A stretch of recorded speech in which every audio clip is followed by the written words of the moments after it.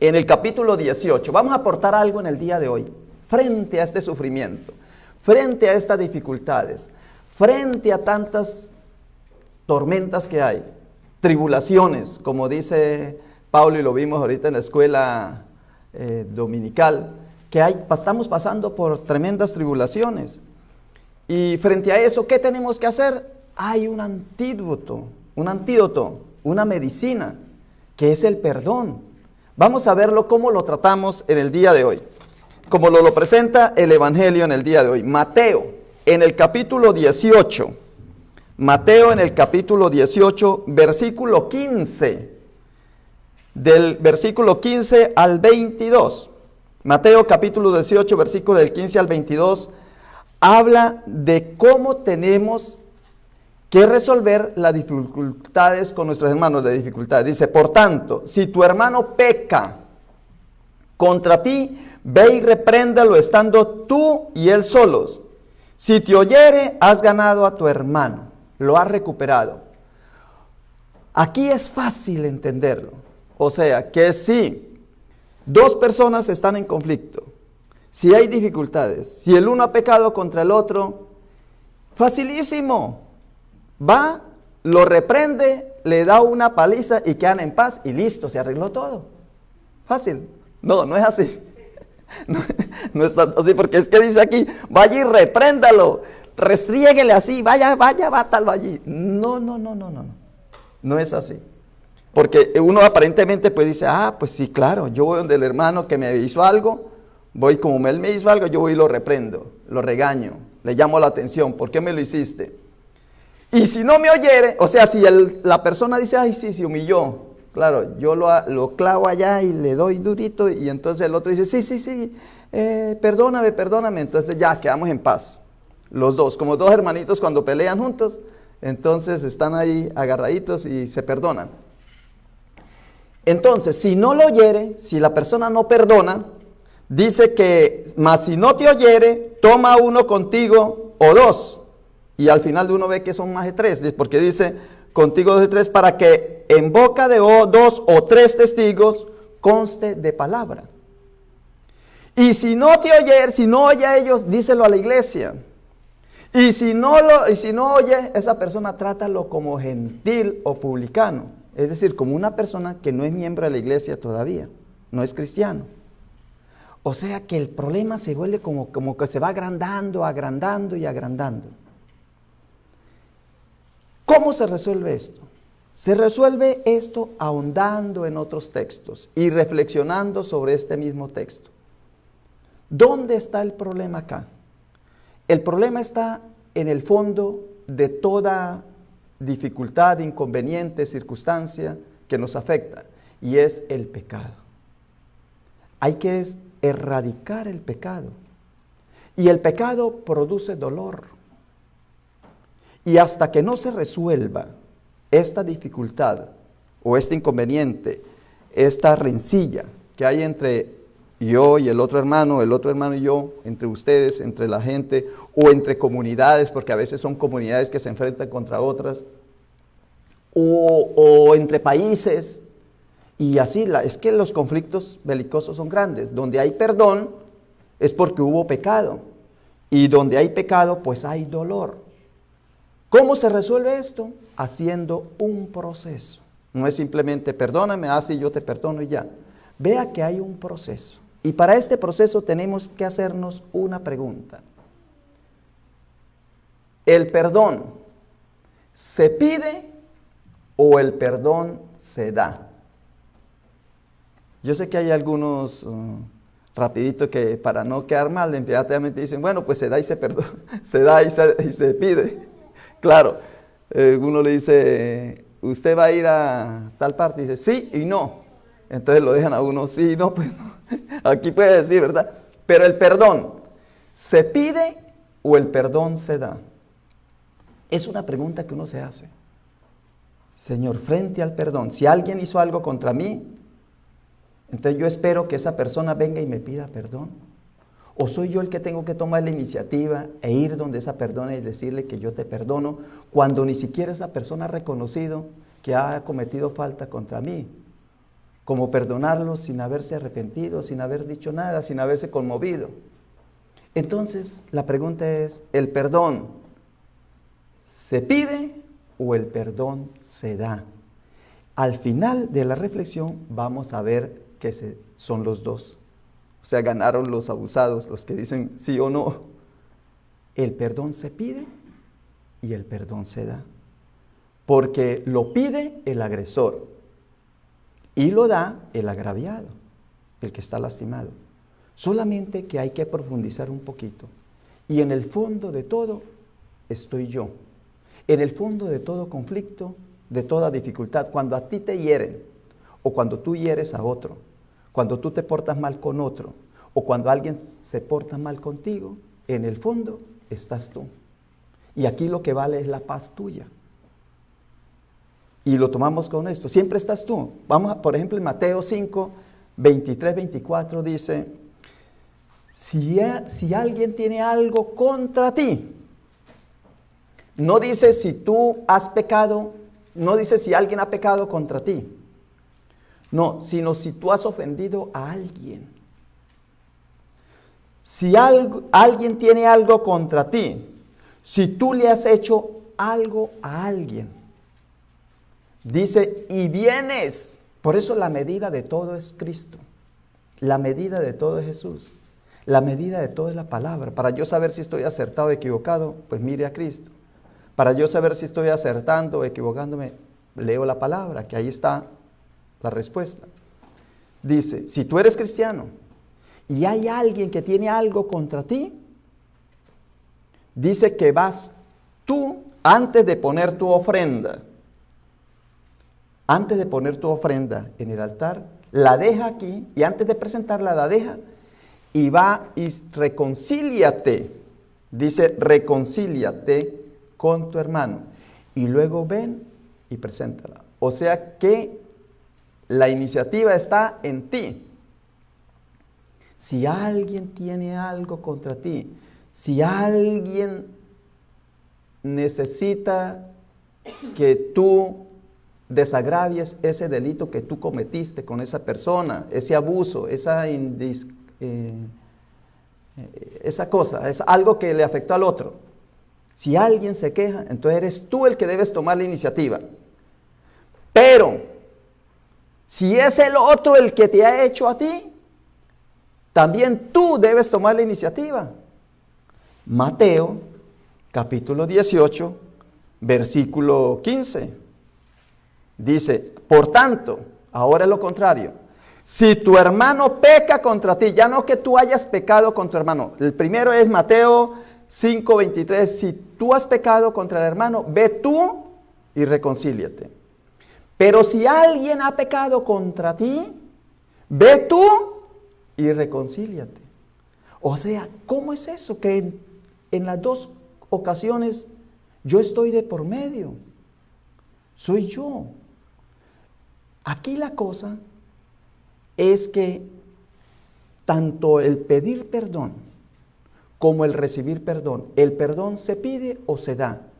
El perdón se pide partiendo de mí y el perdón se da partiendo de mí. Ahora, son dos procesos supremamente dolorosos. Cuando uno dice, yo estoy decidido a dejar la ofrenda e irle a pedir perdón a la persona que yo ofendí, hermanos, es porque uno siente contrición de corazón, dolor en su alma, remordimiento, pero sincero, que le ha afectado profundamente haberle hecho mal a esa persona. Ese es el perdón que se pide. Cuando uno está totalmente convencido de que yo no vuelvo a hacer eso a esa persona a quien he afectado. Por eso es que se dice cuando uno viene y presenta la ofrenda, porque uno está tan deseoso, tan gozoso de estar en paz, tranquilo con Dios, que si uno ve que ha lastimado a otro, entonces uno se arrepiente, pero con dolor, con tristeza, casi que angustiado de haberle hecho daño a la otra persona. Y ese dolor va uno donde la persona y conversa, es lo que le dice aquí, cuando dice en 18, Mateo 18, 15, por tanto, si tu hermano ha pecado contra ti, ve y repréndelo. Ese reprenderlo no significa irlo a regañar, irlo a confrontar, no, ir con dolor hacia esa persona. El que va a pedir perdón debe llevar dolor y espíritu de arrepentimiento.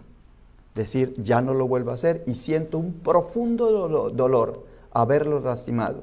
Es casi como la restitución, como querer uno que eso no haya pasado, que no haya habido ese acontecimiento, como querer borrar ese momento.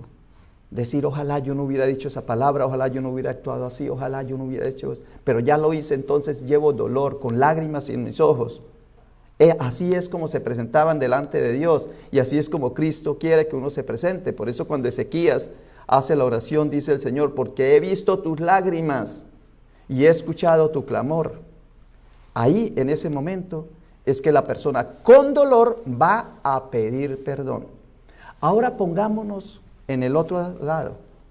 Cuando una persona tiene que aceptar o dar ese perdón, porque el otro lo está pidiendo, el que agravió. El agraviado, ¿cómo estará? Adolorido, triste, herido, maltratado. Y tener que sacar desde lo más profundo de su ser ese don que Dios le dio. Por eso se dice perdón, porque es un don que Dios le da a esa persona, que a pesar del dolor, a pesar de recordar esa tragedia, esa dificultad, ese mal momento, esas heridas que tiene en su alma, saca ese don desde lo más profundo de su ser y lo da al otro. Por eso en inglés es más fácil entenderlo, porque en inglés es give, es dar, y perdonar es forgive, es dar. ¿Ve? Es fácil en inglés, en español es muy difícil. Perdón, tendría que alguien le diga, bueno, don no es don Francisco, don José, don Miguel, no. Don es un don, un talento, una gracia que el Señor te da para que tú aceptes el dolor del otro y tú le das el get, el forget, que el otro reciba. Forget es olvidar. ¿Qué es lo que recibe? ¿Qué es lo que tú das al otro? Porque el que da es el que perdona. El que da es el que perdona. ¿Qué es lo que da? Da el forget. El get, que es dar, que es recibir. El otro recibe el perdón. Recibe mi dolor. Entonces, un dolor más otros dolores son dos dolores que se juntan para el bien. El himno nacional de Colombia, que todos los países tienen un himno, el himno empieza de Colombia y dice, oh gloria inmarcesible, oh júbilo inmortal, en surco de dolores el bien germina ya. ¿Ve? Oh gloria inmarcesible, oh júbilo inmortal, en surco de dolores el bien germina ya. ¿Qué quiere decir esto? Que cuando se junta el dolor del agredido y el dolor del agresor, son como un surco. Un surco es como un cultivo, como un jardín, como el Edén. Es un surco donde donde los bueyes aran. En surco de dolores, cuando se juntan esos dos dolores, el bien germina ya. Ese es el perdón. El perdón es en el cual te involucras tú. Porque si alguien tiene algo contra ti, tú vas a pedir perdón. Y si alguien te ha ofendido a ti, tú vas para darle el give que tú tienes, dar el forgive, dar el perdón. Pero el otro debe estar en dolor. Por eso es que el Señor aquí dice, si esa persona no se arrepiente, no se conmueve, no acepta, no lo escucha, entonces el proceso sigue, se forma una cosa tremenda. Aquí lo que hay para el perdón es que hayan los dos dolores y se junten y resulte el bien, la bondad, el amor. Pero si el agresor no acepta, sigue el proceso hasta que lo expulsan de la congregación, que lo expulsan de la vida, porque no es que no acepta, el que tiene que aceptar es el agresor. Porque, ¿cómo se le puede dar? Porque el agresor no tiene nada. El que tiene es el agredido, que tiene el don, el perdón, el forgive. El agresor no tiene nada. Y el agresor, tras de ladrón bufón, o sea, tras de que y cometió un error, no quiere recibirme el perdón, no quiere recibirme el don de la gracia que yo le estoy dando. Entonces una persona que no pida perdón, pues no tiene ningún mérito, porque no va a recibirlo, no está dispuesto a recibir lo que yo le quiero dar. Ya presenté el bosquejo de qué es el perdón. En el perdón, en las relaciones, en la reconciliación, en los conflictos, en cualquier sea de pareja, sea de un grupo de hermanos, sea de una iglesia, sea de un país, de una ciudad, en cualquiera se da el mismo proceso. Hay un agredido y hay un agresor. Siempre está el tú. Siempre está el tú. ¿Alguien ha pecado contra ti? Tú vas a forzarlo para que se arrepienta esa persona. ¿Alguien ha pecado contra ti? Tú vas y dejas la ofrenda. Aquí la clave es que esa persona que ya está presentando la ofrenda sabe que ha cometido un error. Se da cuenta frente a la oración, en el momento de la oración, y es que se da cuenta que ha cometido el error. Por eso deja la ofrenda y va a pedir el perdón. Yo quise titular este sermón, el dolor y la oración. En el perdón hay dolor y hay oración. El dolor ya es inherente al agredido. El agresor tiene que descubrir ese dolor por el otro. Pero solamente se logra cuando se hace oración. Por eso dice en el Padre Nuestro. En el Padre Nuestro dice, danos el pan de cada día, perdona nuestras ofensas, como nosotros también perdonamos a los que nos ofenden. ¿Y cuándo sucedió el Padre Nuestro? Cuando le pidieron los discípulos a Jesús, enséñanos a orar. Solamente la persona que haga oración es que puede perdonar. Y solamente la persona que haga oración es la que es capaz de ir a pedir perdón. En oración. Hay dolor, los dos están adoloridos, pero ¿cómo se encuentra ese dolor? En la oración. Si no se hace oración, van a estar dos adoloridos allá, distanciados, y no va a llegar a ese encuentro, solamente en oración.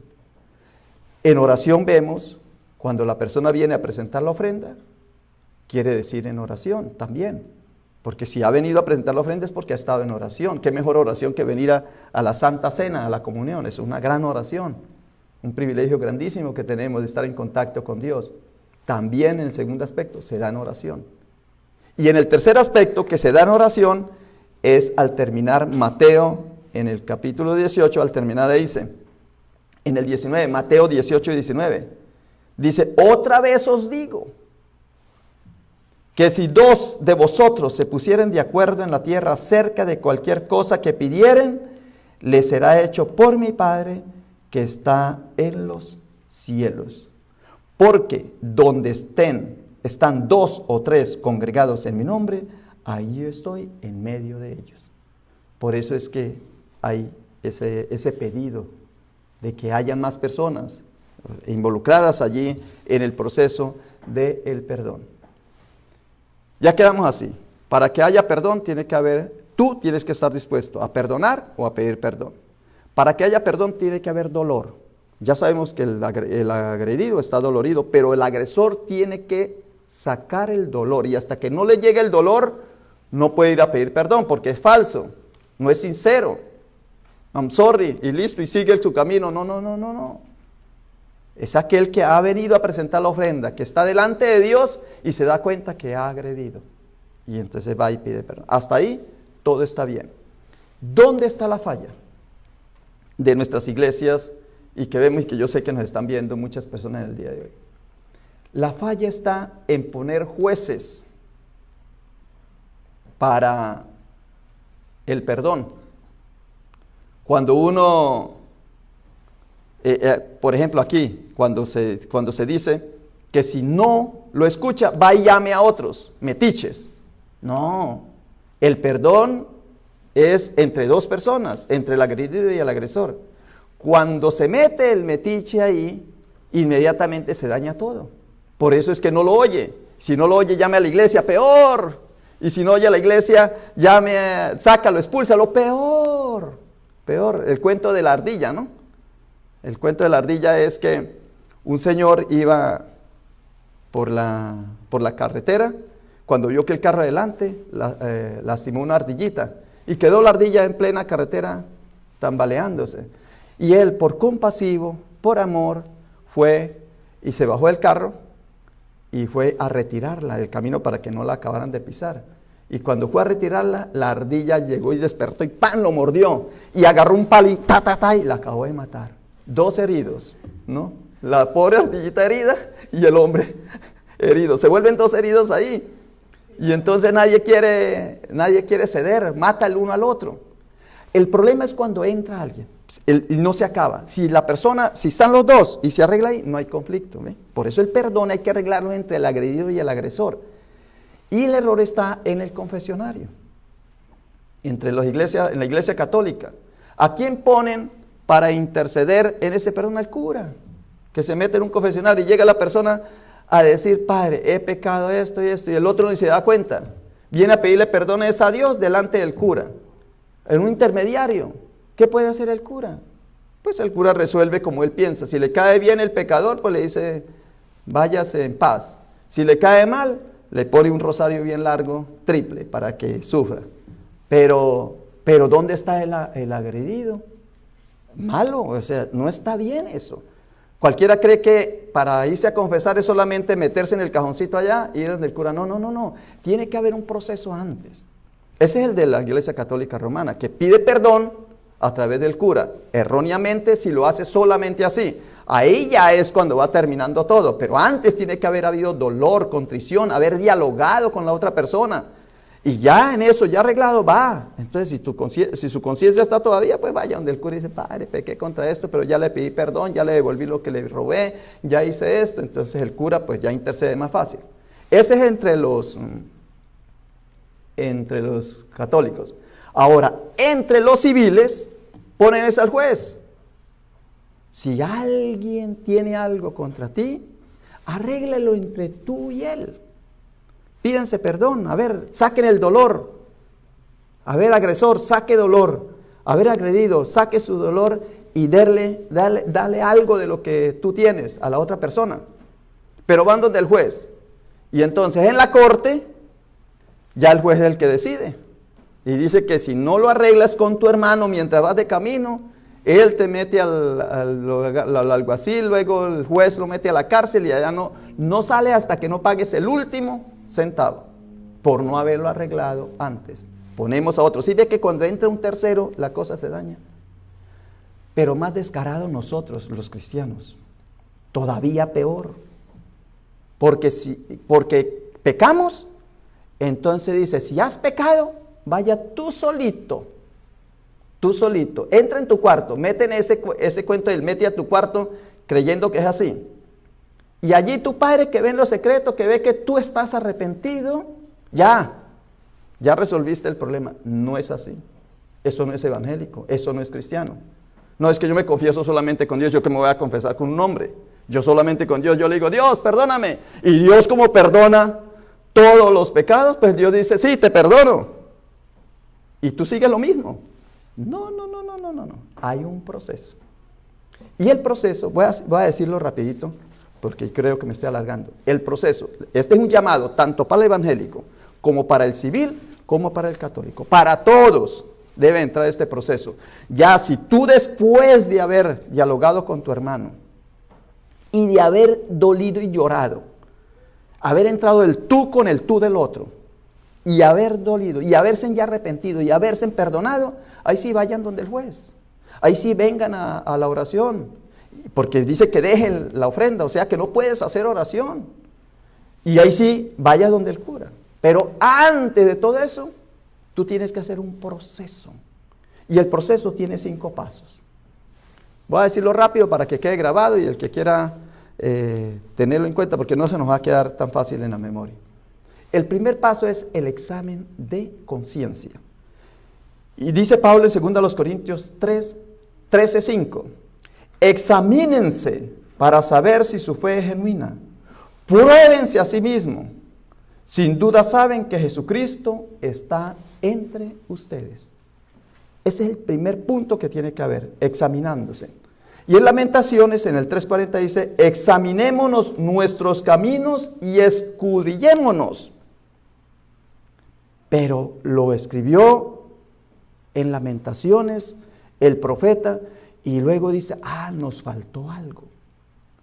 Porque tú no eres capaz de examinarse a ti mismo.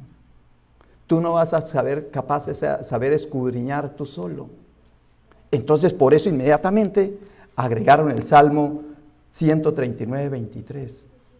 Lamentaciones dice, examínese tú, escudriñate tú. Y el Salmo dice, escudriñame, oh Dios. ¿Ve? Ya es el Señor. Ahí lo arreglaron. Y ahí le pusieron un problemita al cristiano, al evangélico, que dice, yo solito digo si pequé o no pequé. No. Examíneme, Dios, delante de Dios. La medida es Cristo, el estándar es Cristo. Escudriñame, oh Dios, y conoce mi corazón. Pruébeme, conoce mis iniquidades, mis pecados. Y en Lucas 6:41-42, pues lo dice lo de la paja.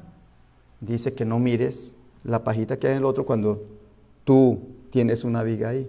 O sea, el examen de conciencia es el primer punto. Y eso lo haces tú solito. Y Dios allí hace un examen. Y luego viene el arrepentimiento. Tiene que haber un arrepentimiento porque tiene que haber dolor en ti. Tiene que sacar el dolor desde lo más profundo de su ser. Y para que haya arrepentimiento, tiene que estar Jesucristo ahí. Tienes que estar tú en el reino de los cielos. Tienes que tú ya estar en oración para que pueda haber arrepentimiento. Si no, no hay arrepentimiento. Por eso lo dice Mateo 3:2. Y diciendo, arrepentíos porque el reino de los cielos se ha acercado. Mateo 4:17. Desde entonces comenzó Jesús a predicar y a decir, arrepentíos. En Marcos 1:15 diciendo, el tiempo se ha cumplido, arrepentíos. En Hechos 2:38 Pedro les dijo, arrepentíos. Y en Hechos 3:19 dice, así que arrepentíos y convertíos. Son varios pasajes que nos habla del arrepentimiento. Examen de conciencia y luego arrepentimiento. Arrepentimiento es dolor de corazón, contrición de corazón. Como cuando escucharon esas personas el evangelio, cuando se lo estaba predicando Pedro, dice que se compungieron de corazón. Se compungieron de corazón. Sintieron ese dolor. Ay, Señor, fuimos nosotros los que lo hicimos. Perdónanos. Así es, fui yo el que lo hice. No me di cuenta. Estaba inconsciente, estaba ebrio, no sé qué me pasó, pero ahora estoy reconociendo, ya he hecho un examen de conciencia, ahora estoy arrepentido, y ahí vas y confiesas. Al cura, no. Tú solito allí, no. Al juez, no. Al agredido, al que tú le has hecho mal. Confesión dice en Santiago 5:16, por tanto, confesaos vuestros pecados unos a otros. ¿Cómo voy yo a venir aquí a pedirle perdón a alguien que ni siquiera conozco? Que no hemos tenido ningún conflicto, que no hemos tenido nada. No, o sea que si Santiago dice que confesaos vuestros pecados unos a otros, quiere decir que viene de boca y le dice al otro, perdóname, yo lo hice, yo lo cometí, yo fui el infractor. Porque si no, es que toman el texto como diciendo, no, salga allí y diga, hermanos, perdón que he cometido pecados, he robado, he fornicado, he adulterado. La única que le da el yello es a la esposa, pero de resto todo dice, ¿y qué me importa a mí que adulteró? No, tiene que ser el agredido, el que está ahí de frente. Yo lo confieso, te confieso, sí lo hice. Lo hice, pido perdón y entonces llora, se rasga de dolor su corazón y nunca más lo vuelve a hacer. Qué duro, o sea, no es tan fácil esa confesión. Y Mateo 3:6 dice, y confesando sus pecados, eran bautizados. Mateo 1:5 dice, y acudía a él toda la región de Judea y confesando sus pecados. Y en Hechos 19:18 dice, también muchos de los que habían creído continuaban viniendo, confesando. Viniendo y confesando y declarando las cosas que practicaban, que hacían. Esto no es tan así. Hermano, perdona, no me quiso perdonar, yo me voy. No, esto es un proceso que hay que buscar. Ya estoy delante de la persona, entonces ahora sí. Como yo ya hice el proceso, ya yo lo hice. Mire, hermana, la hermana no se dio cuenta, pero yo hice un examen de conciencia. Luego sentí dolor y arrepentimiento. Y ahora vengo ante ti a pedirte perdón, hermana o hermano. Vengo a pedirte perdón. Vengo a que me des el don, ese don que tú tienes. Cuando esa persona, yo estoy esperando que diga sí, porque ella también está adolorida. Ella ve que yo tengo dolor, se juntan dos dolores y en surco de dolores el bien germina ya. Entonces viene el perdón. Viene el examen de conciencia, viene el arrepentimiento, viene la confesión y luego el perdón. Y entonces Pedro, como no era tan tontico, dice Pedro, bueno, ¿y cuántas veces tengo que hacer este proceso? Y Jesús lo remató. Ahí sigue, en el 21, Mateo 18:21 dice, entonces Pedro se le acercó y le dijo, Señor, ¿y cuántas? ¿Cuánto tengo que yo soportar a este infiel, a este mentiroso, a este ladrón, a este, digo hombres para que las mujeres no sientan que ellas también cometen los mismos pecados, no? ¿Cómo? ¿Cuánto? ¿Cuántos? Dice. Entonces se le acercó Pedro y le dijo, Señor, ¿cuántas veces perdonaré a mi hermano que peca contra mí? Y él, para decir que era de muy buen corazón, dijo, bueno, si me la hace una vez, lo perdono. Si me hace dos, tal vez. Si me hace tres, tal vez 4. Él llegó hasta 7. Le dice, ¿hasta 7? Y dice el Señor Jesús, le dijo, no te digo hasta 7, sino aún hasta 70 veces 7. Todas las veces que sea necesario. Pero el perdón debe estar. El perdón es el fruto del bien que hay entre dos personas adoloridas. Y el que primero está involucrado eres tú. Porque si tu ofrenda viene a presentar tú la ofrenda porque tú has herido a alguien, ve tú a perdonar, a pedirle perdón a esa persona. Pero si alguien te hizo algo a ti, ve tú. O sea, el tú siempre está ahí. Increíble, está en Mateo 5:23, está el de la ofrenda. Mateo 5:23, el de la ofrenda, que alguien tiene una queja contra ti. Te va tú a pedir perdón. Pero si alguien ha pecado contra ti, está en Mateo 18:15. En las dos estás tú involucrado. No espere que el otro tome la iniciativa. Hazlo tú, por un lado o por el otro. Que de todas maneras va a haber dolor ahí de por medio. Pero al juntarse esos dolores, el bien va a resurgir. Que es lo que el Señor quiere y que es el ministerio que nos ha dado. Ese ministerio se llama el ministerio de la reconciliación. Por eso dice reconciliados. Hay un himno muy bonito que se llama reconciliados con Dios, con el hermano. Y si tú no andas reconciliado con tu hermano, significa que tampoco lo estás con Dios.